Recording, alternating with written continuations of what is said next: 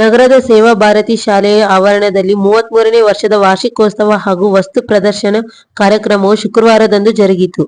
ಈ ಶಾಲಾ ವಾರ್ಷಿಕೋತ್ಸವ ಕಾರ್ಯಕ್ರಮದ ಉದ್ಘಾಟಕರಾಗಿ ಸಿಪಿಐ ವೀರಾರೆಡ್ಡಿ ಭಾಗವಹಿಸಿ ಉದ್ಘಾಟಿಸಿದರು.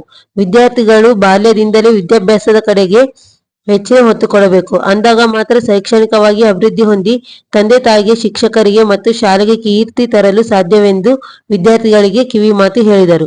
ಕ್ಷೇತ್ರ ಶಿಕ್ಷಣ ಸಮನ್ವಯ ಅಧಿಕಾರಿ ಬಸವಲಿಂಗಪ್ಪ ಮುಖ್ಯ ಅತಿಥಿಗಳಾಗಿ ಭಾಗವಹಿಸಿ, ಸ್ಪರ್ಧಾತ್ಮಕ ಯುಗದಲ್ಲಿ ಶಿಕ್ಷಕರ ಮಾರ್ಗದರ್ಶನದೊಂದಿಗೆ ಮಕ್ಕಳ ಪರಿಶ್ರಮವು ಅವಶ್ಯಕವಾಗಿದೆ.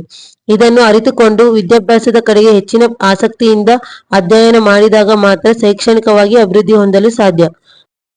ಈ 33 ವರ್ಷದಲ್ಲಿ ಸೇವಾ ಭಾರತಿ ಶಾಲೆಯು ಶಿಕ್ಷಣ ಕ್ಷೇತ್ರದಲ್ಲಿ ಅನನ್ಯ ಕೊಡುಗೆ ಸಾಧಿಸಿದ್ದು, ಹಲವಾರು ವಿದ್ಯಾರ್ಥಿಗಳು ಉನ್ನತ ಹುದ್ದೆಯಲ್ಲಿ ಇದ್ದಾರೆಂದರು.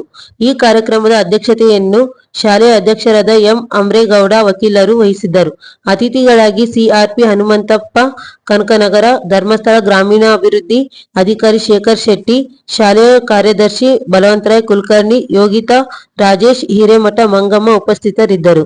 ಈ ವೇಳೆ ಶಾಲೆಯ ಎಚ್ಎಂ ಮಲ್ಲಿಕಾರ್ಜುನ್ ಮೇಟಿ, ತಿಮ್ಮಪ್ಪ ದೇಸಾಯಿ, ಸುರೇಶ್ ಕುಮಾರ್, ರಾಮಪ್ಪ, ಶಾಂತ ಅಂದ್ರಾಳ್, ಬಿಂದು, ನಂದಿನಿ, ಮಧು, ಉಮಾ, ಗೀತಾ, ಸಂಗೀತಾ ಮಸ್ಕಿ, ಶ್ರುತಿ, ಶ್ರೀದೇವಿ, ಶಾಹೀನ್ ಬೇಗಂ ಸೇರಿದಂತೆ ವಿದ್ಯಾರ್ಥಿಗಳು, ಪಾಲಕರು ಇದ್ದರು.